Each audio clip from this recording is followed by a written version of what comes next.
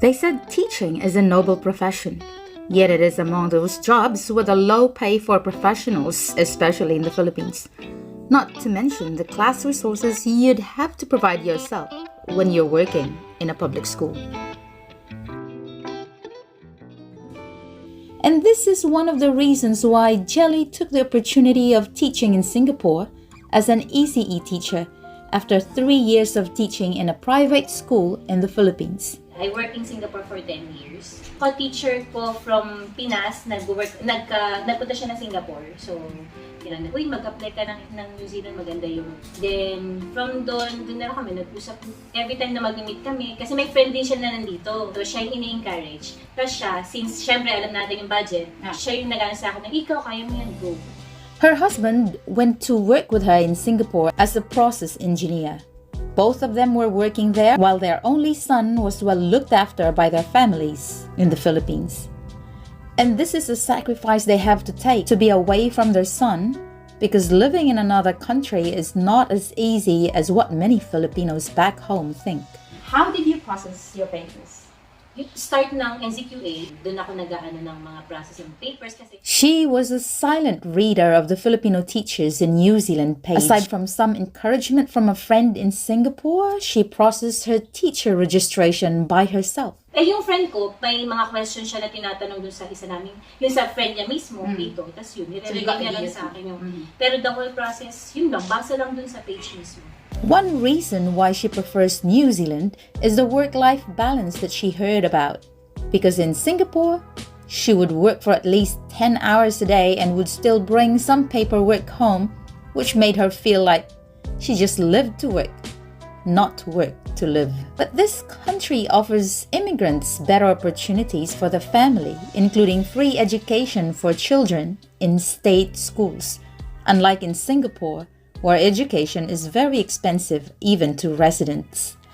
So she took action right away after learning about the process and started collecting her documents in November of 2019. How long did it take you to complete your documents? Ayun natin matagal. Teacher registration. Inabot kasi during December 2019, pandemic na yun ng January. Yes. So hindi na kami makauwi ng Pilipinas para mag-process ng papers. You were on your 10th year in Singapore at that time? 8th year. 8th year. Tapos, may employer na, Rainbow Corner. How did you get that employer? Education Gazette daw. Magtingin-tingin lang doon. So while you're processing your papers, NZQA, nag-IELTS ka, diba? Wala pang IELTS nun. So kasi yung friend ko, kahit wala ka pang IELTS, NZQA lang basta meron ka na. What level did you get in NZQA? Her friend, who was already working in Singapore at that time, encouraged her to teach and study there instead of taking her master's in the Philippines. Under the work and study program which she paid for, she took a diploma on early childhood education in Singapore. But this only got level 4 when assessed by the New Zealand Qualification Authority. Fortunately, level 7 primary, elementary education. In what school? Philippine Normal University. Okay, so from those who are a graduate of Philippine Normal University taking Bachelor of Elementary Education, can be level 7. But I'm not sure kung yung course like Filipino graduate, Filipino. It depends on the course. I'm not sure yung because your one would be general education. Yes, general. So if they're going to be specializing in math, science, English, or Filipino, it still depends on the assessor. I think so, yeah. But for sure, if you're taking elementary education from Philippine Normal University, then you'll more likely to get level 7 because you're the sample. And then early childhood also. Early childhood graduate from Philippine Normal University. So nag-ED ka? Hindi ako ate. I mean, elementary, yung early childhood from Philippines, ng Philippine Normal University. Pasok na rin siya. Because you know somebody who took the course. Okay. That makes it clear. With just an NZQA IQA result, she started looking for teaching opportunities posted on Education Gazette. She first found Randstad, an agency based in New Zealand that provides teachers to ECE primary and secondary schools. Sa kanila ko pala nakuha yung Rainbow Corner. Sila yung nag-pass ng papers ko sa Rainbow Corner. Randstad, and then Rainbow Corner. Na-interview na ako, kaya lang nag-lockdown ng March. So, hindi na. Who interviewed you? The Randstad? Randstad and yung owner, yung Rainbow. manager ng school. But at that time, you only had NZQA. Yeah. And then, ang process pa yung English test and teaching council ko. How was she able to get invited for an interview, and what were the questions asked? Kasi everyday, I pass 30 applications. How many applications did you make? make? Ang dami, parang 30 every day. Tapos kahit doon sa 30, may isa lang mag-reply, okay na yun. Then sa that's really good. After a few days, kasi nabasa, alam ko lang ito yung mga in-applyan ko another 30 na naman. Pati yung name ng manager, anong school, yung location, kasi para nga sa husband ko din. So you were not picky, you were just applying ng may to early any childhood, as long as hindi nakalagay na resident and citizen, pinapasan siya. What will be the common questions and how Of course, andun yung strength and weaknesses. They usually ask kung how do you deal with a situation? A specific situation. A specific situation, especially handling the children's behavior. Ano ako, kasi tinanong ako about salary. So I gave them the salary that I prefer. Sabi ko, 30 per hour. Mataas pala na masyado. Tapos, and then every time na sabi nila, masyadong mataas din namin, we can give you that salary. So parang nagkaroon ako na, parang mali yung expectation ko at saka yung impression sa akin ng employer. But they were asking you anyway. Exactly. Kaya so naisip ko na lang, sabi ko, whatever is written on the work visa contract, yun lang, I would just follow the required salary per hour dun sa for the immigration process. Yes. 27, yeah. At that time. At that time, the salary threshold required by the immigration for work visa approval was $27. Jelly was offered $29 an hour. However, the first salary you had, $29, is that enough to raise a family?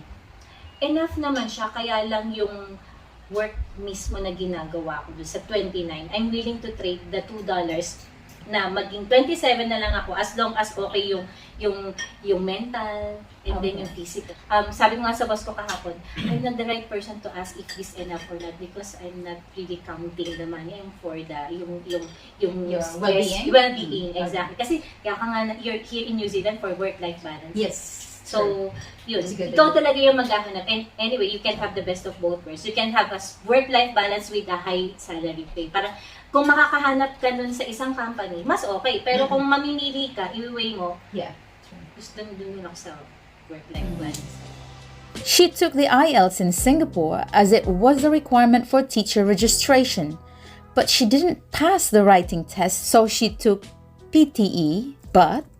Try ako ng mock test ng PTE. Doon ko nakuha yung mataas na score sa writing. Kasi it's computer-based. So basically, computer lang yung mag-check nung writing. And then, dapat aralin din kung paano siya ni-score. Kasi hindi siya katulad ng IELTS. In PTE, my weakness was speaking. Na parang palengke, nasabay-sabay kayo lahat magsasalita in one room. So palakasan ng boses. And then the computer will get mixed up because everyone is, oh my goodness. So how did you manage to pass? I emailed teaching council. Before that kasi I know that somebody told me that I can combine the scores. Even if PTE and IELTS, you can combine. So how did they combine the scores? They took my writing in PTE, the PTE score, and then yung listening. So the other three that you passed in the IELTS, and then they just added your writing in PTE. And writing and speaking. Okay. Because you failed in speaking as well. In PTE. So my speaking in PTE, they took it from the speaking in IELTS because you made it there. Yes. Yeah. So syempre, yung sinabi ko ay na-experience ko siya, but you're not sure if it's still applicable to another applicant. It's important to always ask the teaching council.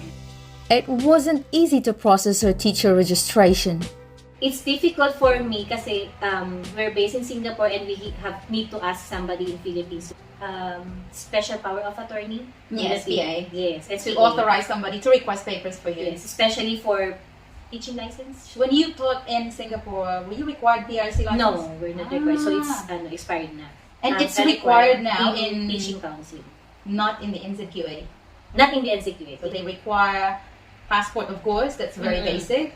Your IELTS already done. NZQA, your PRC, your evidence of teaching, certification. Certificate of employment, and then appraisal.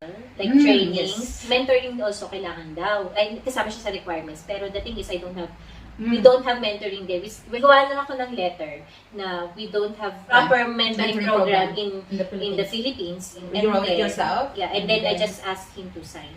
And then, nanumpa ka pa na whatever I write. Yeah. And then, but that time when I applied, it's still paper-based. pinadala mo dito? DHL, lahat yung That's quite documents. expensive. Yes. Fortunately, ngayon, online na lang. So it's very easy. Mas madali. That's true. I got my teaching registration December 10, 2020. She got registered while she was still in Singapore. She got so excited for the first teaching job employment offered to her. But then again, Eto na yun, nakapirma na ako. So you were officially hired? I already signed the contract. Oh, okay. You signed the contract, but then They took it back kasi that time, isa lang yung pwedeng i-hire ng school. Kasi nga due to COVID restriction. So, may top 1 siya, top 2 ako, ganon. so they picked the top one. And Na that marunong one- mag-drive.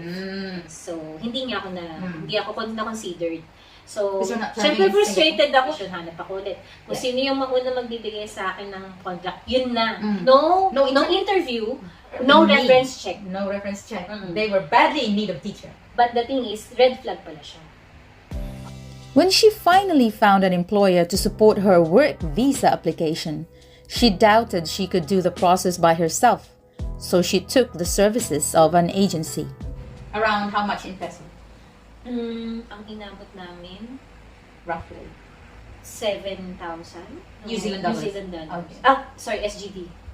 Pero hindi naman Singaporean. nagkakalayo eh. Oo, medyo parehas lang. Mm. It's quite similar with the Singaporean and New Zealand dollars. So, 7,000. times 30-ish, mga 20, 30, or 40, depende sa... Mali. Because you paid the agency. How much? 3? I think 3,000. Where is the agency based from? Based in New Zealand. I made sure that the agency that I applied for is yung based sa New Zealand. Kasi meron ibang agency based sa Philippines. Parang, You're not sure. bakit kaya nasa Pilipinas? Because the visa she applied for in coming to New Zealand during the peak of the pandemic was new, she needed some help to make sure she'll be doing the application right. Critical Purpose Visitor Visa. And your husband? My dependent. So, anong visa niya? Work Work visa under partnership? Hindi pa. That time, visitor visa siya. So, she is not allowed to work. 1 year lang yung validity ng visa namin, yung CPVV. So you need to apply. Para makasecure at least 3 years. So it's just like a stepping stone for you to get to New Zealand. Yung pagdating, pagtapak ng eroplano, naka-ready na lahat, apply na lang for another visa. Oh my goodness, it's like another money again. Oh, yeah. Kailangan talaga may savings ka when you come over. Oo, for us, oo ate. Kasi syempre hindi pa siya agad bilang dependent, hindi pa siya agad makakahanap ng trabaho eh. Unless may... So you're able to use those savings. They spent around 20,000 Singaporean dollars to get to New Zealand, including the MIQ, because they were required to stay 7 days in the isolation facility. Yung CPVV wala na, kasi hanggang July lang siya. That was just a special work visa. Yeah. And then ESV was replaced by accredited employer work So visa. wala na. Ayun yung sinasabi mo, wala na. Wala na. Ang bilis nga nila magpalit ng mga... It's very dynamic here. They arrived in New Zealand in February 2022 and submitted their papers again for a different visa right away. Jelly's Essential Skilled Visa got approved on the 30th of May last year, while her husband got approved on his work visa under partnership. Hence, he was able to work for any company he likes. That makes sense Kasabay ng now. ESV, residence, application din ng residence. When Ng did you RD apply that? 2021. The one-off visa? One-off. Kasabay din ng ESV. Kaso nag-wait pa siya ng kasi may time kung kailan siya mag-start eh. Yung So nakapasok kayo doon? Nasa phase 2 kami, yung CPVV. So yung Under under kami ng- CPVV, I can apply RD for 2021. RD 2021. And congratulations! When was it approved? December 30. So you're December 12. Last just year. recently. Tapos Nakalitron ka ba? Hindi ate, nagka-COVID kami. When you applied for residence visa, yung first school mo pa. Ang naka-declare dun sa ano. But they don't have to provide you anything like to support your resident No. sa application. Mas academic kasi dun sa Singapore. Pagdating dito, free Free play. flow ng activities. Play-based. If they don't want to do this one, it's okay. You don't have to force the children. You don't have to force yourself. If they don't want, they will. Then If they want to, they will come to you. Yes, yeah. Or sometimes So, they will just do it themselves and you'll just watch them. But nahirapan na ako siguro. Nag-adjust ako sa pagdidisiplin sa bata. Kasi they have so much freedom here. And at the same time, masaya din kasi I don't have to, raise my voice and to be really firm with the Just children. let them be whatever you But want. You have to be, yun nga. Parang na-enjoy ko din siya kasi yung parang ang bilis mong mag-isip ng, okay, let's do this one. Yes. Parang may ginagawa Yes. kayong activity about Chinese New Year, no? Then, Miss Fire Jelly, I saw this spider. Look, okay, let's talk about the spider. Yeah. It makes you active as well because you have to think of another activity once the kids is not interested. Yeah. At saka yung adjustment siguro sa physical kasi more on, of course, Going around. Going around. And Cleaning. then, cleaning ate yung sa first word. Cleaning. Grabe yung cleaning doon. Well, what do you clean? The whole school, vacuum, I thought they have to sanitize. hire We somebody don't to. have sa first job. Noong una, nag-enjoy pa ako kasi wala naman akong paperwork na gagawin. Ano maglilinis So in ka? Singapore, you don't really do a lot of We have a lot- paper reports. No, we have paperwork there, like as in neck to neck. So, depende na lang sa'yo kung paano mo babalansin yung work-life balance. So there's no work-life balance actually in Singapore. Pagdating dito, parang, once ka lang magagawa ng portfolio, monthly, tas yun na. Portfolio is basically activities of the kids that you record. What a dream come true for Jelly and her husband, who worked hard and spent much just to be able to move to New Zealand and live the work-life balance she dreamt of. But has Jelly really felt that way? Like, we align it with the Fariki, but I'm still learning that. Pero dun kasi sa isa, just describe the photos and write down something. And then what strands does it, parang anong strand siya makukuha. Yeah. Pero mas serious yung dating dito. Ah, Mas professional. In your current Siya, mas employment. professional sila. Ah. Kasi yun doon parang write down. Kasi ang reason naman ng manager ko, you just take lots of photos because the parents won't read it. But sa kanila naman, parang as much as possible, bigyan mo naman ng something. At Although least. we're not forced to use high-polluting words. Yes. We try to use more simpler words. Yes. But at the same time, it's more like, you're talking to the kids, like, Kiora, Jovi, today you did this, and I've seen you have grown into, like, you've been more confident in doing this activity, and I'm looking forward to give you more, enhance your skills. So it's like you address the kids. But if the parents will be reading it. Yes. Ang cute nga eh. Yeah, that's in your current My school now. parents' school. But before, you just describe it, like, the children are playing with the Juvie is playing. Which is quite not Okay din siya. impersonal siya. Kasi, ang But I dami think kong I like the gagawin. second one. Ang That first dami one kong that you said. gagawing linis eh. So, sisimplehan ko na lang, maglilinis pa ako. So you do vacuuming, what else? Sanitizing, cleaning the toilet, ate. Parang sabi ko, nung na-realize ko na nag-iis ako ng toilet, teka lang, parang hindi ako Were you doing professional. that in Singapore? No, we have our cleaner. Yeah. Because that's what I've heard too from other schools here, even in the schools that I have observed in the past. No, they hire cleaners. She felt like she was doing two jobs, a teacher and a cleaner in her first center. And she felt so exhausted at the end of the day. She looked for a better way to leave the center because she was so unhappy with her job already. But the center owner didn't take that nicely. Kaya parang nung na-realize ko, professional cleaner ba ako? Parang ang unfair sa bata. Kasi hindi mo na sila matutukan. Pagod ka na sa paglilinis. Alam mo yun, sobrang bigat ng trabaho. I mean, pumasok ka ngayon. Then the next day, yung pagod mo sa ng physical, mo. So that's the main reason why you left. Yes. And then, mayroon pang isang incident na, I'm doing my paperwork in school kasi dapat may non-contact. Wala naman kami non-contact. Wala. And then, since we have less kids, like 9 children, I give them an activity and then I do my paperwork, my portfolio. Kasi sobrang behind na ako. Tinawag ako ng center manager ko. Sabi niya, don't do your paperwork here. You have to bring it at home. The boss will not like it. She can see you from the camera. Sabi ko, I don't bring my paperwork at home. Sabi ko sa kanya. And you know, to be honest, I do more cleaning than my paperworks. Then what do you want me to do? Tapos parang, dun na parang nagkaroon kami ng awkward moment. Kasi yung facial expression, hindi ko na matago eh. Yung facial expression ko din, nakita niya. Sobrang upset.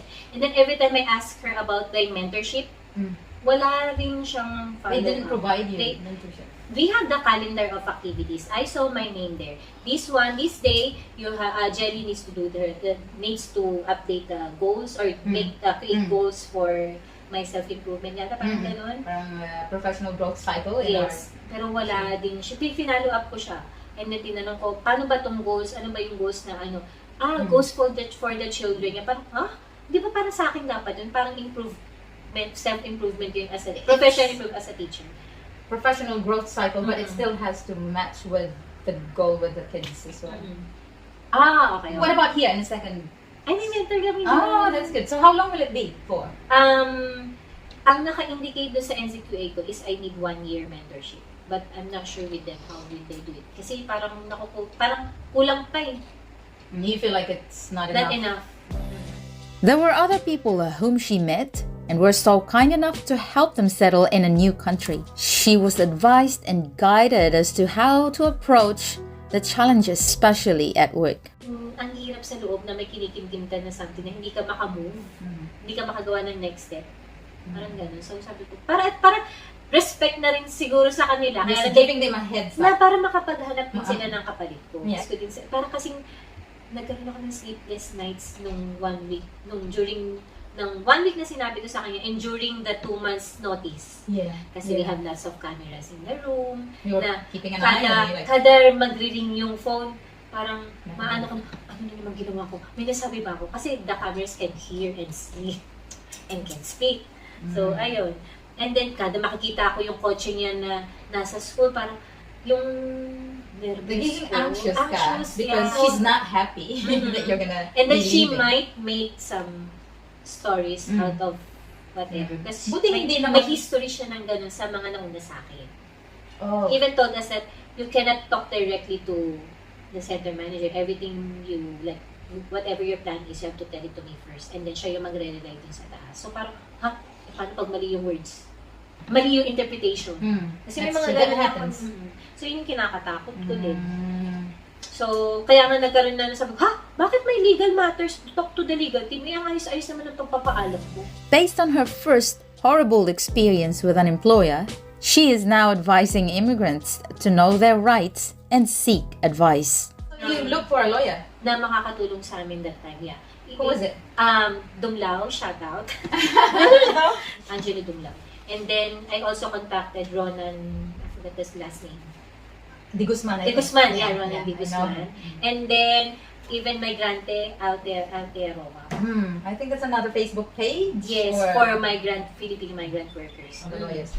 Parang sa akin, importante din na alam din ng applicants kung kanino sila tatakbo in case na magkaroon ng problem sa workplace. Yeah. I also contacted Ministry of Education to support kasi nga ganun yung parang yung nangyayari sa school na hindi kami makakilos, and then natatakot ako na baka mamaya gawan ka na paranoid na ako ate.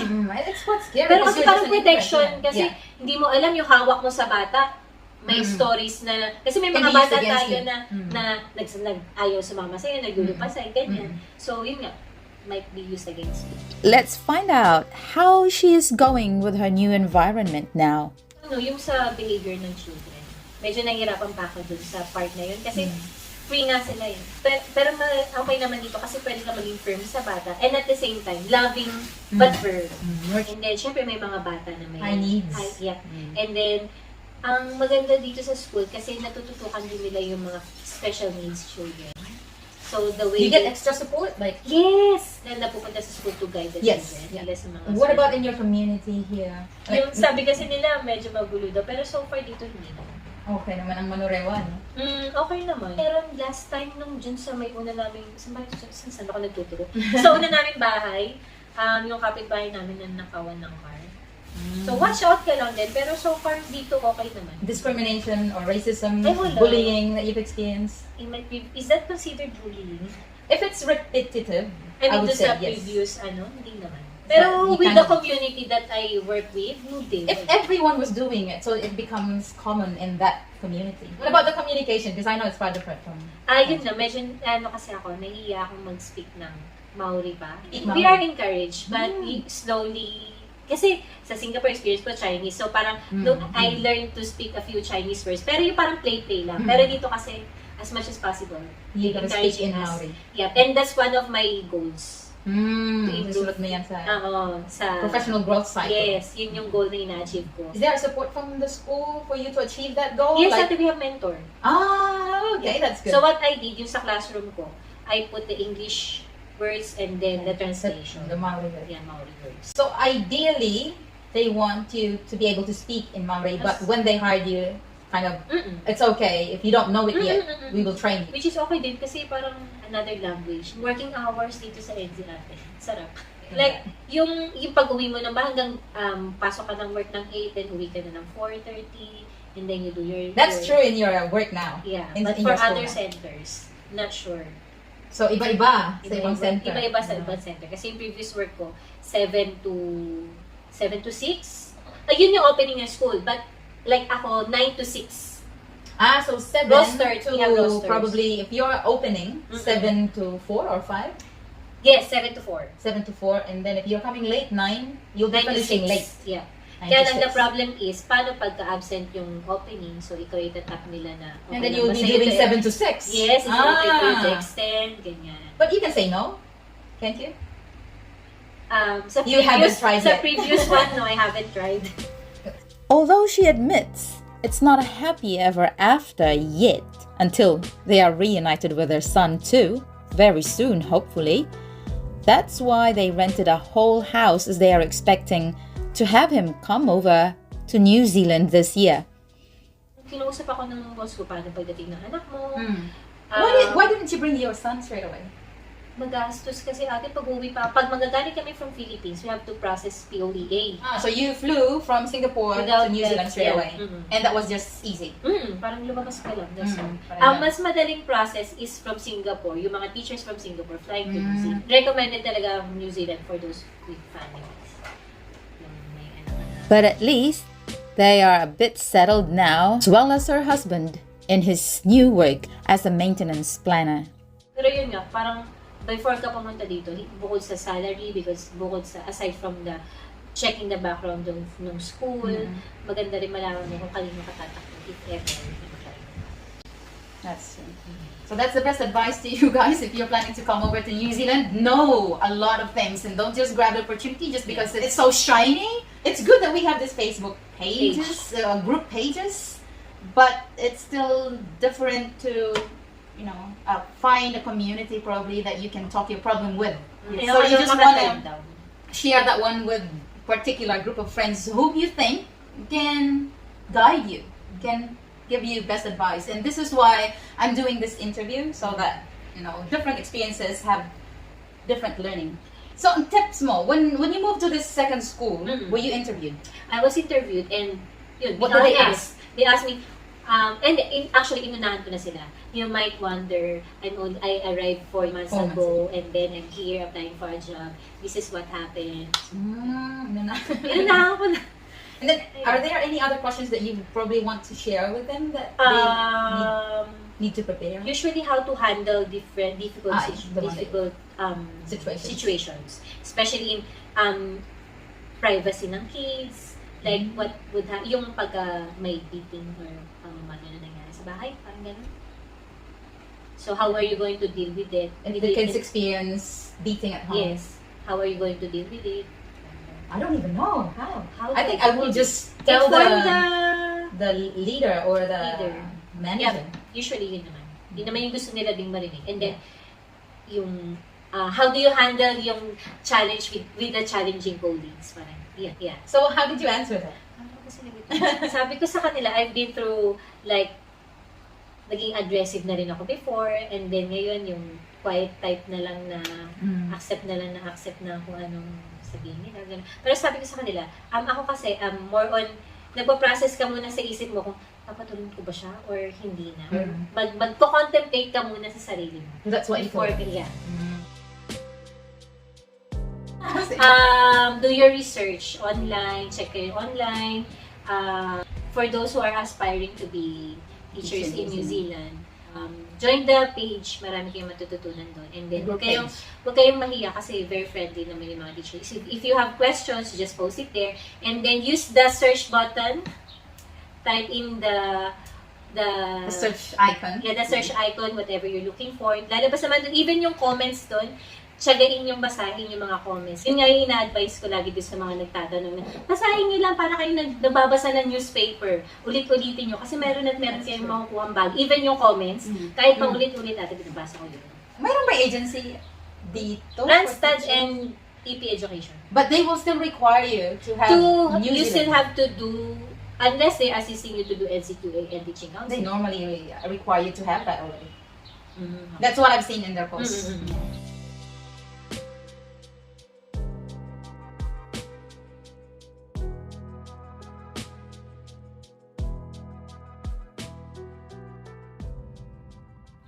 So thank you so much for watching the entire video, and hopefully keep an eye on my next videos, next teachers, for you to hear their experiences and learn from them.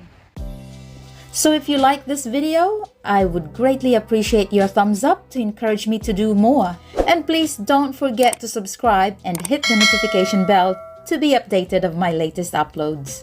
Kakite!